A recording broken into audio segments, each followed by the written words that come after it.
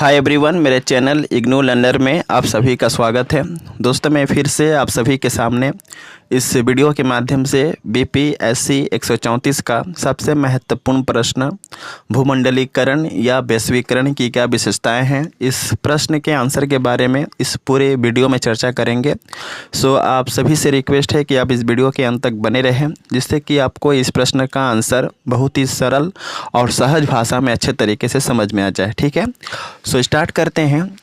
अगर यह प्रश्न एग्ज़ाम में आता है तो इसके लिखने का तरीका होता है, तो सबसे पहले आपको आंसर के अंतर्गत लिखना है कि भूमंडलीकरण की विशेषताएं जो हैं निम्नलिखित है, जिसका व्याख्या हम निम्नलिखित संदर्भ में कर सकते हैं, जो इस प्रकार है। ठीक है, अब हम भूमंडलीकरण की विशेषताओं को पॉइंट वाइज लिखेंगे, जिससे कि एग्जामिनर को लगे कि हाँ, यह बच्चा जो है कुछ पढ़ा है। ठीक है, क्योंकि एक लिखने का तरीका होता है, एक लिखने का मैनर होता है, और मैं जिस तरह से पीडीएफ में आंसर प्रोवाइड करता हूँ वैसे ही करके जो है आपको एग्ज़ाम हॉल में आंसर शीट में आंसर लिखना है। तो सबसे पहला विशेषता क्या है भूमंडलीकरण का, तो सबसे पहला नंबर पॉइंट में आप लिखेंगे कि भूमंडलीकरण का सबसे महत्वपूर्ण विशेषता यह है कि यह एक सार्वभौमिक होती है।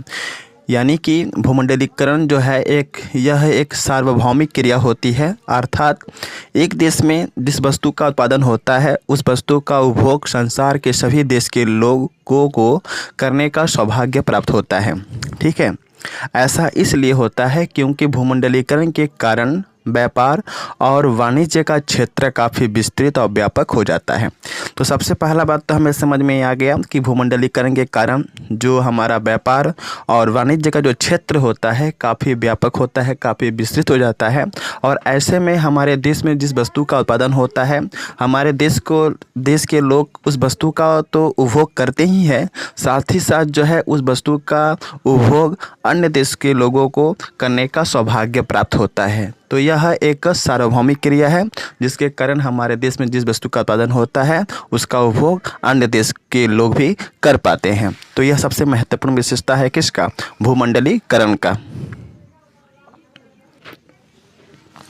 अगला है सेकेंड नंबर पॉइंट में आपको लिखना है कि भूमंडलीकरण का सबसे महत्वपूर्ण विशेषता यह है कि यह एकीकरण में अपनी भूमिका निभाता है, अर्थात देश के सभी संगठनों को एकजुट करने का प्रयास करता है। यानी कि हमारे भारतवर्ष में बहुत सारे संगठन हैं, तो उन सभी संगठनों को एकजुट, यानी कि सभी संगठन एक साथ रहे, एकता की भावना में के सूत्र में बंधे रहे, तो यह कौन कार्य करता है, भूमंडलीकरण करता है।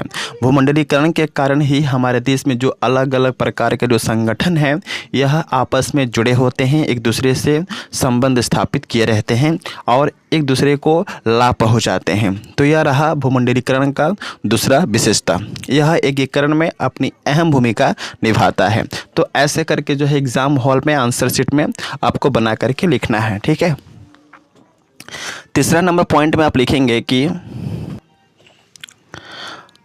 भूमंडलीकरण का सबसे महत्वपूर्ण विशेषता यह है कि यह अनेक उद्देश्यों की पूर्ति करता है, जैसे पर्यावरण को शुद्ध रखने का कार्य करता है, संसाधनों के उचित प्रयोग पर कार्य करता है, इसके अतिरिक्त देश में बढ़ती हुई आतंकवाद की स्थिति को कम करने का प्रयास करता है। तो भूमंडलीकरण का महत्वपूर्ण विशेषता क्या हुआ, जहाँ एक तरफ ये है पर्यावरण को शुद्ध रखने का तो कार्य करता ही है, वहीं दूसरी तरफ ये संसाधनों के उचित प्रयोग पर ध्यान देता है। ठीक है, क्योंकि आज हमारे देश में संसाधनों का जो उपयोग हो रहा है वह अंधाधुंध हो रहा है, और ऐसे में एक समय आएगा जब हमारा संसाधन जो है पूरी तरह से खत्म हो जाएगा। तो संसाधनों के उचित प्रयोग पर ध्यान कौन दे रहा है, भूमंडलीकरण। ठीक है, इसके अतिरिक्त देश में बढ़ती हुई आतंकवाद की स्थिति को कम करने का प्रयास करता है। आप जाहिर सा बात है, आज हमारे देश में जो है आतंकवाद की जो स्थिति है दिन प्रतिदिन बढ़ती जा रही है। तो ऐसे स्थिति में भूमंडलीकरण ही एक ऐसा माध्यम है जिसके द्वारा आतंकवाद की जो बढ़ती आतंकवाद को हम कम कर सकते हैं। तो यह सबसे बड़ा विशेषता के रूप में जो है हम देख सकते हैं। अगला है फोर्थ नंबर पॉइंट, वह है भूमंडलीकरण की सबसे महत्वपूर्ण विशेषता यह है कि यह समाज में समानता का भाव पैदा करने में अपनी अहम भूमिका निभाता है। ठीक है, तो जहाँ एक तरफ भूमंडलीकरण जो है हमारे संसाधनों के उचित प्रयोग पर ध्यान देता है, ठीक है, बढ़ती हुई आतंकवाद को रोकने का प्रयास करता है, वहीं भूमंडलीकरण जो है हमारे समाज में इक्वालिटी को बनाए रखता है। समाज में सभी लोगों के मन में, सभी लोगों के हृदय में समानता का भाव पैदा हो, इसके लिए भी भूमंडलीकरण अपनी अहम भूमिका अप्रत्यक्ष रूप से जो है निभाता है।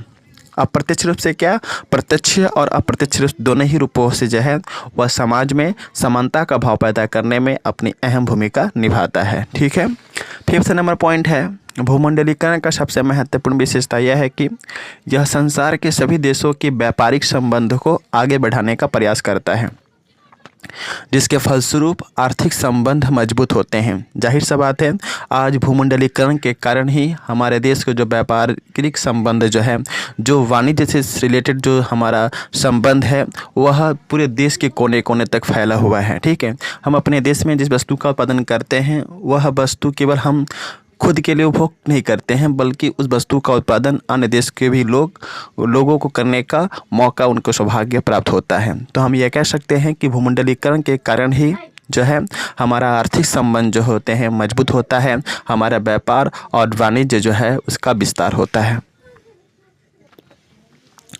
6 नंबर पॉइंट में आपको लिखना है कि भूमंडलीकरण की सबसे महत्वपूर्ण विशेषता यह है कि इसके कारण देश के विभिन्न क्षेत्रों में नए नए तकनीकी का विकास होता है, नए नए टेक्नोलॉजी का जो डेवलपमेंट होता है, यह सभी के सभी भूमंडलीकरण के कारण होता है। ठीक है, जिसके फलस्वरूप मानव के जीवन स्तर में बदलाव आता है। मानव का जो स्टैंडर्ड लिविंग ऑफ स्टैंडर्ड जो है, इसमें बदलाव आता है भूमंडलीकरण के कारण ही कहीं ना कहीं।